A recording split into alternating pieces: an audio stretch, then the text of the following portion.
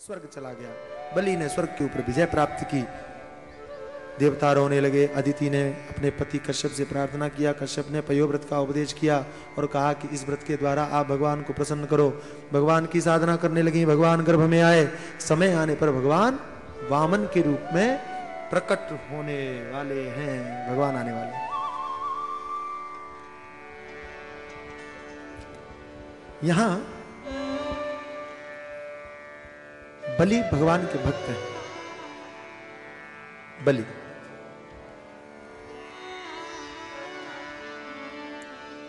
ध्यान दें आप। बलि ने शुक्राचार्य जी से कहा, गुरुजी स्वर्ग पर हमने विजय प्राप्त कर लिया, अच्छी बात है, लेकिन हमको ये लड़ाई झगड़ा अच्छा नहीं लगता, इसलिए आप कुछ ऐसा करो कि बिना लड़ाई झगड़े की ये स्वर्ग हमारे पास में रहे। शुक्राचार्य ने कहा, इसके लिए तुमको पृथ्वी पर जाना पड़ेगा, वहां यज्ञ करना पड़ेगा। ठीक है, यज्ञ करेंगे। तो बलि अपने गुरुजी शुक्राचार्य को लेकर के पृथ्वी पर आए और गुजरात में एक जगह है, उसका नाम है भरूच। संस्कृत में उसको कहते हैं भृगुकच्छ संज्ञके। तो भरूच में उन्होंने यज्ञ करना आरंभ किया। भगवान सुखदेव कहते हैं, तंग नर्मदायास तटोत्तरे बले यरित्वजस्ते भृगुकच्छ संज्ञके। भरूच में उन्होंने साधन शुरू किया, यज्ञ करना आरंभ किया। और यज्ञ का नियम है कि जब दीक्षित हो जाओ तो जो भी आए ब्राह्मण उसको दक्षिणा देनी पड़ती है। भगवान वामन प्रकट हुए, देवताओं को अभयदान प्रदान किया और वे भगवान वामन देवताओं का कार्य करने के लिए ब्राह्मण का वेश बनाकर, बटुक ब्राह्मण छोटे से ब्रह्मचारी के रूप में 52 अंगुल के बन करके प्रकट हुए। भगवान वामन सीधे महाराजा बलि की यज्ञशाला की ओर प्रस्थान किए।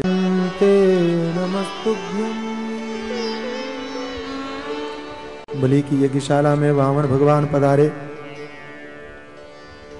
बलि ने पूजन किया जैसा आप लोग यहाँ देख रहे हैं। और पूजन करने के बाद बलि ने कहा कि प्रभु आप बोलिए, आपको क्या चाहिए। ध्यान से सुनना आप लोग। यदि यद्वटो वांछसे तत्प्रतीच्छ में, आपको जो भी चाहिए मांग लो, मैं सब कुछ दे सकता हूं। त्वामर्दिनम विप्रसुतानुतर कहेगाम कांचनम गुणमद्धाम वृष्टम। मैं आपको घर दे सकता हूं, विवाह के लिए कन्या दे सकता हूं, दक्षिणा के लिए स्वर्ण दे सकता हूं, जो भी आपकी इच्छा हो मांग लो, क्या चाहिए। बलि ने तो बहुत अच्छी अच्छी बात कही, लेकिन भगवान वामन ने कहा कि आप इतनी ऊंची परंपरा के हैं, आपको तो ऐसी ही बातें शोभा देती हैं। आपने बहुत अच्छी बात कही। देने वाला कितना भी बड़ा हो, लेने वाले को उतना ही लेना चाहिए जितना उसकी जरूरत का हो। आप भले ही सब कुछ दे सकते हैं, लेकिन मुझे सब कुछ नहीं चाहिए, मुझे तो थोड़ी सी चीज चाहिए। क्या चाहिए। पदानि त्रीणि दैत्येन्द्र संवितानि पदा मम। मुझे 3 पग भूमि चाहिए। उसमें भी एक शर्त है। क्या। पदानि त्रीणि दैत्येन्द्र संवितानि पदा मम। इसमें इनको नहीं आ रहा है, बाहर से सुनाई पड़ रहा है। 3 पग मेरे पैरों से नाप करके। बलि को बड़ा आश्चर्य हुआ। तो बलि ने कहा कि जब आप आए थे तो मुझे लगा, बहुत बढ़िया, अभी छिड़ना नहीं, बहुत अच्छा है। जब आप आए थे तो मुझे लग रहा था कि आप शरीर से छोटे हैं, लेकिन अब तो मुझे लग रहा है कि आप बुद्धि से भी छोटे हैं। 3 पग भूमि में भला क्या होगा। भगवान ने कहा क्या होगा मतलब। मेरा शरीर इतना छोटा है कि 3 पग भूमि, 3 कदम भूमि में मैं आराम से सो सकता हूं। अगर आपको देना है तो उतना ही दीजिए। राजा बलि ने बहुत कुछ कहना चाहा। वामन ने कहा ज्यादा मुझे चाहिए नहीं। बलि ने कहा मैं तो यहाँ देने के लिए बैठा हूं, आपको 3 पग भूमि चाहिए तो 3 पग लो, तैयार हूं। देने के लिए तैयार हो गए। गुरुजी ने देखा, शुक्राचार्य ने कहा ऐसा ब्राह्मण तो पहली बार देखा है कि देने वाला ज्यादा दे रहा हो, ब्राह्मण कहे नहीं हमें कम चाहिए, ये ब्राह्मण नहीं हो सकता, कुछ गड़बड़ है। जब देखा दिव्य दृष्टि से तो मालूम पड़ा ये तो भगवान है। तो बलि को इशारा किया, कहा तुम आओ। ध्यान से सुनना, बहुत बढ़िया चरित्र। यहाँ आइए। बलि पास में गए। क्या है गुरुदेव।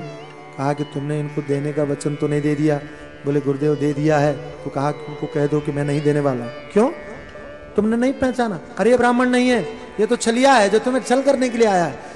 तुम्हारी यज्ञ को देख करके अब तुमसे लड़ाई तो कर नहीं सकते थे, युद्ध कर नहीं सकते थे, इसलिए तुमको ब्राह्मण बन करके छल करके सब कुछ लूटने के लिए आए, इसलिए तुम ना बोल दो। बलि ने कहा महाराज एक बार कह दिया देने के लिए तुमने ना कैसे कह दी? हाँ, राक्षस कहते हैं, हाँ? दैत्यराज बलि कहते हैं एक बार बोल दिया तो हम पीछे कैसे जाए। भगवान सुखदेव कहते हैं राजन शुक्राचार्य जी ने समझाया कि तुम समझ नहीं रहे हो, 3 पग भूमि वो बोल रहे हैं लेकिन दोनों पैरों में सब कुछ नाप लेंगे और तीसरे पग देने के लिए तुम्हारे पास कुछ बचेगा नहीं, तुमको नरक में सड़ना पड़ेगा। बलि ने क्या कहा? बलि ने कहा महाराज मैं नरक में सड़ने के लिए तैयार हूं लेकिन असत्य बोलने के लिए तैयार नहीं हो सकता। नरक का दुख झेल सकता हूं लेकिन दुनिया के लोग ये कहें कि बलि ने अपना वचन देकर और उसे मुकर गए, ये मैं सहन नहीं कर सकता। शुक्राचार्य ने कहा कि तुम मानोगे नहीं? बोले नहीं। शुक्राचार्य जी ने समझाया देखो शास्त्रों में ऐसा नियम है कि कुछ जगह पर अगर झूठ बोल दो तो वो झूठ झूठ नहीं माना जाता। आपने सुना? कुछ जगह ऐसी हैं जहां झूठ बोलने से पाप नहीं लगता है। कौन कौन सी जगह? बुरा मत मानना, आप लोगों का बाहुल्य है। सबसे पहले आप ही का नाम। स्त्री नर्म विवाहे च वृत्यर्थे प्राण संकटे। शुक्राचार्य जी कहते हैं कि अगर स्त्रियों से झूठ बोलो तो पाप नहीं लगता। पता नहीं क्यों, कौन सी थ्योरी है उनकी, भगवान जाने, मेरी समझ के बाहर है। स्त्रियों से झूठ बोलो तो दोष नहीं लगता। तो हमको लगता है इन पतियों ने पूरी कथाओं में से सिर्फ इतनी ही बात सुनी है, इसलिए हमेशा झूठ दिल खोल के बोलते हैं। उनको लगता है पाप तो लगना नहीं है, क्यों कंजूसी करो। नर्म मजाक में झूठ बोलने से पाप नहीं लगता। किसी के साथ मजाक करना हो, झूठ बोल दिया, दोष नहीं लगता। विवाहेच, विवाह के समय अथवा विवाह के लिए झूठ बोलो तो पाप नहीं लगता। हम लोग बोलते हैं कन्या के लिए बहुत बढ़िया है, सुशील है, सर्व गुणों से युक्त है, वो तो बाद में मालूम पड़ता है। बोलते हैं, सब लोग बोलते हैं। प्राण संकटे, अगर एक झूठ बोलने से आपके प्राण बच रहे हैं तो झूठ बोल दो। बलि ने कहा महाराज जी आपका ज्ञान है अपने पास रखो, मैं नहीं। मेरा कितना बड़ा सौभाग्य कि सारी दुनिया को देने वाला आज मेरे सामने मांगने आया है और आप इस सौभाग्य से मुझे वंचित कर रहे हैं। मैं तो दूंगा। बलि ने एक बात बहुत बढ़िया कही। क्या? ये भगवान है, आप कह रहे हो ये भगवान है। भगवान को लेने के बहुत सारे तरीके आते हैं, लेकिन ये हमारे ऊपर कृपा करके हमसे मांगने आए हैं, अब फिर भी मैं वापस जाऊं? सब भगवान। शुक्राचार्य जी को क्रोध आ गया, शाप दे दिया कि तुम श्री विहीन हो जाओ। बलि वापस आए, ब्राह्मण से कहा संकल्प करो। तो जल, आप झारी देखा है? गुजराती लोग झारी जो भरते हैं जिसमें टोटी जैसी निकली होती है, क्या बोलते हैं हम लोग, जो भी हो।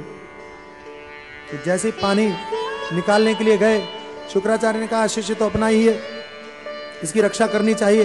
तो मच्छर बन के बैठ गए, पानी नहीं निकलने देंगे, संकल्प कैसे होगा। बलि परेशान के जल क्यों नहीं निकल रहा है। भगवान ने कहा उसका उपाय मेरे पास है। एक तिनका उठाया, शुक्राचार्य की आंख फोड़ दिया। किसी ने पूछा आंख क्यों फोड़ा? तो महात्मा ने बहुत बढ़िया बात की, ये जो आंखें हैं ये ज्ञान और वैराग्य का प्रतीक है। नेत्र क्या है? ज्ञान विराग नेत्र उर्गारी। ये आंखें ज्ञान और वैराग्य का प्रतीक है। शुक्राचार्य की ज्ञान वाली आंख काम कर रही थी, भगवान छुप के आए फिर भी पहचान लिया, लेकिन वैराग्य की आंख काम नहीं कर रही थी। देने के नाम पर वो पीछे हट रहे थे, और जिस जगह की जिस चीज की कोई जरूरत ना हो, काम की ना हो, उसको रखने से क्या फायदा, भगवान ने इसलिए वो आंख फोड़ दी।